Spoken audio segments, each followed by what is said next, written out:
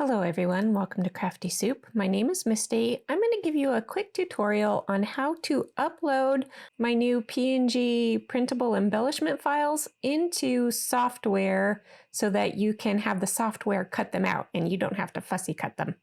I am in CRICUT this time around, but I will have a separate video for Silhouette Studio. If you need that tutorial, I'll link you up. We are going to start off by going to this upload button here, so I'm going to click that. Now, I already have my files in here, but let's pretend like, let's see, I will go ahead and delete that one. So it is no longer in here. I'm going to go ahead and click Upload Image. I'm going to choose Browse. I'm going to go to, let's see, I've got free printables from February. I'm going to go to the location where I have my file. And you want to make sure that you have a .png file for this. This is not going to work the same if you have a JPEG. So I'm going to choose my .png file, open it. It's going to ask me to trace all these images. You can choose different levels of, it's a simple image, moderate or complex image. In the past, I've used complex, but I've been having enough luck with simple. I think some of their software updates have been better. So I'm just going to go ahead and do that. Continue.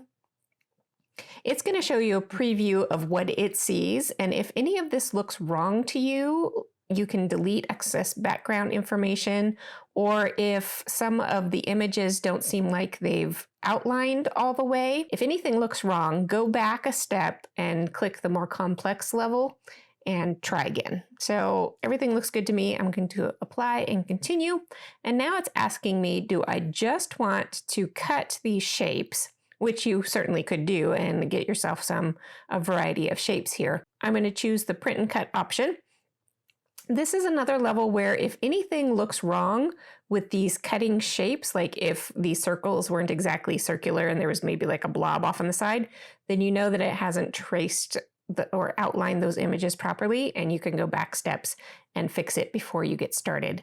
You can give it any tags and keywords and names that you want to save this by. I'm going to choose the print and then cut and then upload it. Now it's uploaded into my kind of cloud system for CRICUT. So we have to put it onto our project. So I click on it to choose it, add it to Canvas,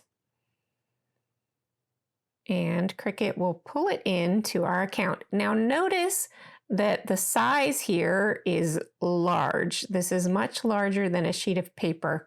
I'm still not quite sure what I need to do as a designer to get CRICUT to recognize the true size of this. At any rate, if you come over here, it has this little warning symbol. If you click on it, it says it's not supported, and basically it says it's too large. So you can look at these sizes and choose one of them to manually resize this image to. So I'm going to choose 6.75 width.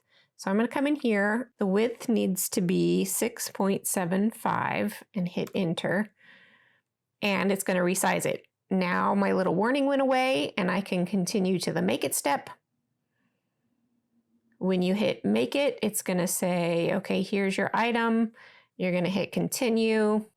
So once you're in here, you can send it to your printer. And this is the step that tripped me up when I was learning how to do that. When you hit send it to printer, it's going to bring up this print dialog box after it thinks about it for a little while. There are some options over here. Add bleed kind of expands the outer edge of the image a little bit, and that can make it look kind of funky. And because there's a margin of error to the machine's cutting, you might get some of that funkiness in there. So I tend to turn the bleed off.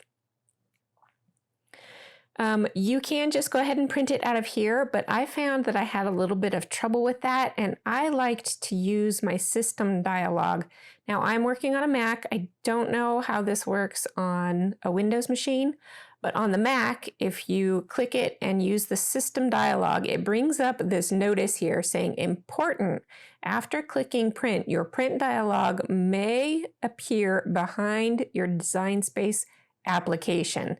And that is definitely a step that tripped me up. So when I hit print, So it appeared to do this forever and ever, and I didn't think it was working until I realized, oh, it's showing up behind Cricut Design Space. So if you grab your bar and drag it around, you can see that it's actually back there. On newer Macs, they have this little convenient minimize yellow button. I'm going to click that. That'll send Cricut Design Space into the background.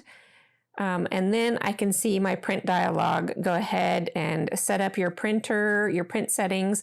I have a special print setting that prints on the paper that I like to use.